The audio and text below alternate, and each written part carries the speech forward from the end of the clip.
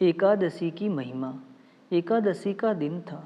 बाल प्रभु घनश्याम बड़े सवेरे उठकर स्नान पूजा करके अयोध्या के एक मंदिर में दर्शन करने गए।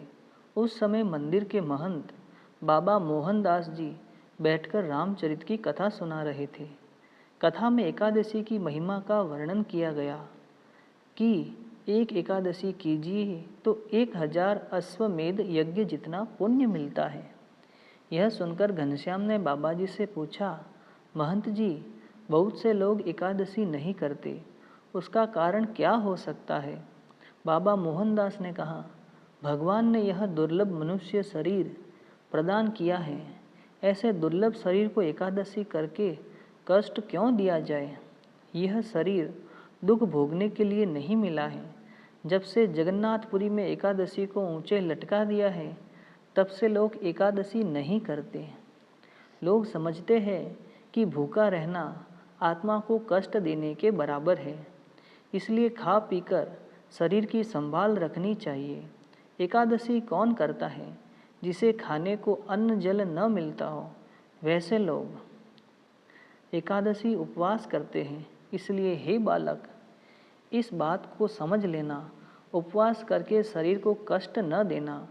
बाबा मोहनदास की बात सुनकर बाल प्रभु घनश्याम सोचने लगे कि यह बाबा तो गलत उपदेश देकर लोगों को गलत मार्ग पर उकसाता है, इसे सही शिक्षा देनी चाहिए।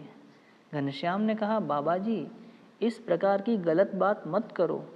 शास्त्र के विरुद्ध बात करने से पाप लगता है। एकादशी का महत्व तो बहुत अधिक है, इसलिए नियमानुसार एकादशी का व्रत करना चाहिए। यह सुनकर बाबा जी भड़क उठे और बोले, बालक, तुम मुझे उपदेश देते हो, शर्म नहीं आती? अगले ही क्षण घनश्याम ने बाबा की तरफ दृष्टि की और उन्हें समाधि हो गई। समाधि अवस्था में ही बाबा जी यमपुरी पहुँच गए। यमपुरी में यम के दूत बाबा जी को मारने लगे। यमदूतों ने कहा, कभी भी एकादशी का व्रत नहीं किया और खा पीकर मस्त रहे, लोगों को गलत उपदेश दिए हैं, अतः आज तुम्हें छोड़ूंगा नहीं। ऐसा कहकर यमदूत बाबा जी को मारने पटकने लगे। इधर मंदिर में बाबा का शरीर आसन पर ही पड़े पड़े उछलने लगा और वह चीखने चिल्लाने लगे, बचाओ बचाओ, मुझे यमदूत मार रहे हैं। एकादशी न करने से वे मुझे परेशान कर रहे हैं।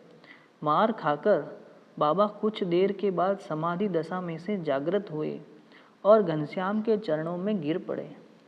फिर मोहनदास ने सभा को संबोधित करते हुए कहा, सभाजनों सुनिए, यह घनश्याम कोई सामान्य बालक नहीं।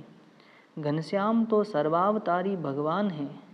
मैंने उनकी बात पर ध्यान नहीं दिया और सत्य को समझ नहीं सका, इसलिए मुझे यमपुरी में मारा पीटा गया। मेरी हड्डी पसली दुख रही है। इतने वर्षों तक मैंने एकादशी नहीं की तो मुझे यमपुरी में मार खानी पड़ी। अतः आज से मैं घनश्याम के समक्ष नियम और संकल्प लेता हूँ कि मैं नियमित रूप से एकादशी करूँगा और लोगों को एकादशी करने का उपदेश दूंगा।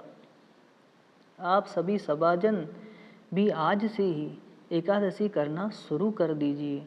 इतना कहकर बाबा जी ने घनश्याम को साष्टांग दंडवत प्रणाम किया। उसने अपनी गद्दी पर घनश्याम को बैठाकर उनका पूजन किया और क्षमा मांगी।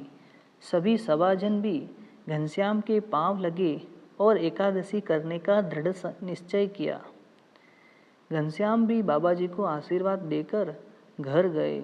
श्री स्वामीनारायण भगवान की जय।